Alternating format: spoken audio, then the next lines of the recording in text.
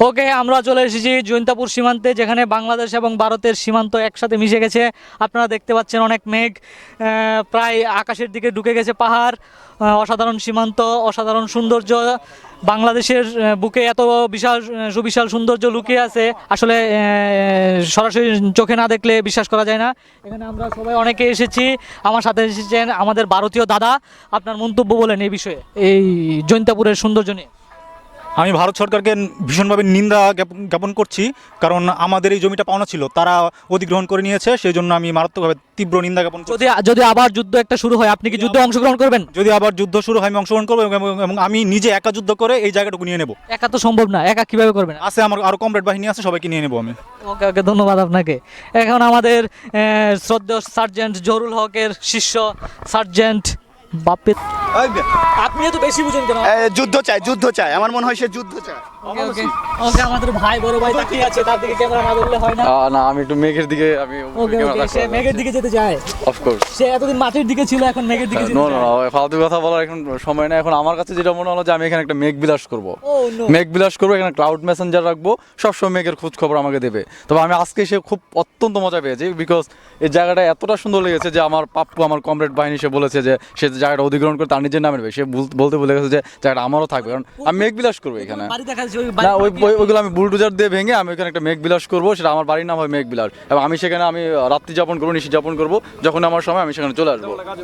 না, ফালতু কোনো কাজ করবো না। আমাদের একজন নায়ক আছেন যিনি নিজের বডি নিয়ে সচেতন, এবং সোয়ার্জনেগারের চেয়েও যিনি নিজেকে অত্যন্ত খ্যাতিমান ব্যক্তি মনে করেন। আমরা তার কাছে যেতে চাই, সে অত্যন্ত, তার কাছে শুনি। ইন্ট্রোডাকশনটা আসলে খুবই ফাউল ছিল ভাই। আমি এরকম আসলে নিজেকে কিছু মনে করি না। আসলে মেঘের দিকে আসি, আমার ঝর্ণাটা খুব ভালো লাগছে ভাই, সিরিয়াসলি। ওই ঝর্ণাটার দিকে আমি লুক নেই, এই ঝর্ণাটা আমার খুব ভালো লাগছে। ওই ঝর্ণার কাছে আমি একটা মানে ডুপ্লেক্স না ট্রিপ্লেক্স বাড়ি করব। হ্যাঁ হ্যাঁ হ্যাঁ হ্যাঁ, তো আমি ওই জায়গায় একটা ট্রিপ্লেক্স বাড়ি করব, ওই জায়গায় তারপর একটা উপরে একটা সুইমিং পুল করব।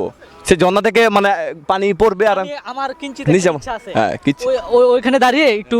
না, আমার আসলে ওই আমার চিন্তা ভাবনা হচ্ছে কি, বাঙালিদের অভিশাপে এই ঝর্ণাটা আবিষ্কৃত হয়েছে। কারণ এই 30 লক্ষ মানুষের রক্তের বিনিময়ে, মানে মুতের বিনিময়ে এই ঝর্ণা থেকে পানি পড়ছে অভিশপ্ত হয়ে। আচ্ছা, কংক্রিট এখন বলবে, যাই হোক, এখন উপস্থাপনা আমি করছি। আমি চাই বিয়ের পর আমি আমার বউকে নিয়ে ওইখানে একটা ছোট কুড়ে ঘর বানিয়ে ওখানে আমি মধুচন্দ্রিমা করবো 2 দিন, 2 রাত। মধুচন্দ্রিমা করবো 2 দিন 3 রাত। আচ্ছা, আমি একটু কচি করে বলে নেই। না, চাক মারা করলে আমি তো ঘর থেকে বেরোবো না, ওরা তো টের পাবে না। ঘর থেকে বেরোবো না, ওরা গেল গণ হামলা করলো, কাউন্টার অ্যাটাক করলে আমিও কাউন্টার অ্যাটাক করবো। তুমি একা না, আমার আশেপাশে আমার সৈন্যবাহিনী থাকবে, ওরা সবসময় আমার ইনফরমারটা থাকবে সবসময় আমার সাথে। আচ্ছা, তো সমস্যা নাই, ওর 2টা বুলেট আছে একটা গুলিতে, সে 2টাতে কাজ হয়ে যাবে। মিসাইল 2টা বুলেট, একটা মিসাইল। যাই হোক, আমরা যাচ্ছি আমাদের টিয়া কালার ভাই সোহাগের সাথে।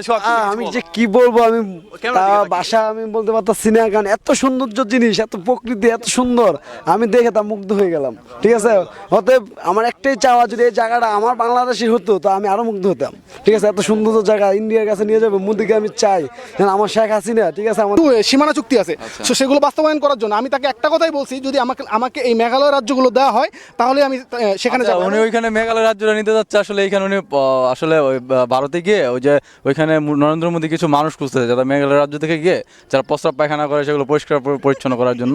তা আমাদের বাংলাদেশ থেকে একমাত্র সিলেক্ট করেছে যে আমাদের সুন্দরী শুভঙ্কর ধরকে। তো আমরা আশা করি নেক্সট তাকে পাসপোর্ট ছাড়াই তাকে সুন্দরী বলি, কারণ কিছু বৈশিষ্ট্য আছে অলরেডি, আপনারা দেখছেন যে তার মধ্যে কিছু বৈশিষ্ট্য আছে সুন্দরী হওয়ার। বৈশিষ্ট্যগুলো একটু ধরেন, মানে একটু ভালো করে ধরেন, মানে দর্শক একটু দেখেন আপনারা তার সৌন্দর্যটা একটু দেখেন। মানে কেন নরেন্দ্র মোদী তাকে সিলেক্ট করলো, নরেন্দ্র মোদী কেনই করলো? তাহলে কি সে না সে ইন্ডিয়ার ফার্স্ট লেডি হবে? না, সে ইন্ডিয়াতে ফার্স্ট লেডি হবে। সরি প্লিজ, আপনি কোশ্চেন করছেন।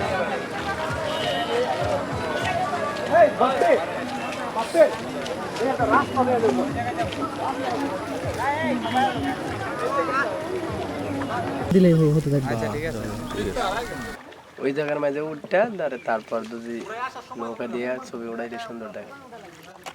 ওই যে কাঠ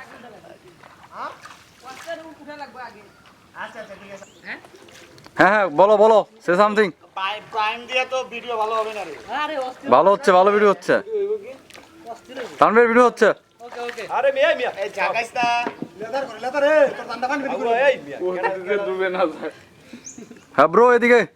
হ্যাঁ ব্রো ইমতিয়াজ টাক এদিকে দাও। আমরা আছি আচ্ছা, আমরা আছি। আমরা এখান থেকে সবাই যাবো কি কোনো কর্তব্য কোনো দায়িত্ব ছাড়া না, একমাত্র তানভীর কিছু কাজ লয়ে যাবে এখান থেকে, কেউ কিন্তু কোনো কাজ দিয়ে যাবো না। আমাদের কাজ থাকবে না। কচি করে Imtiaz Yes, yes, you are on air. No, no, no. ক্যামেরাটা হাতে পাশে আনিছো। এই ইয়ে আকরাম ই লাগবে। ভিডিও ভিডিও হচ্ছে, ভিডিও এই যে ভিডিও হচ্ছে। ওকে ইমতিয়াজ Say something. আছে এখানে You are on the watch tower. We are seeing that. Top of the world Yeah, yeah. Yeah, Kakuda. You are there.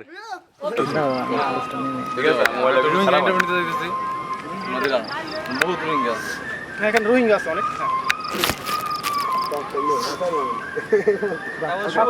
ওকে ওকে ওকে ওকে ইমতিয়াজ তুমি ই করো। হ্যাঁ বলো। আচ্ছা মাউথ ব্লক কচি করে আমরা চলে এসেছি। এই মুহূর্তে আমরা যে জায়গাটা আসছি সেটা হলো যে মেঘালয় রাজ্যের কাছে, মানে সেটা হলো বাংলাদেশের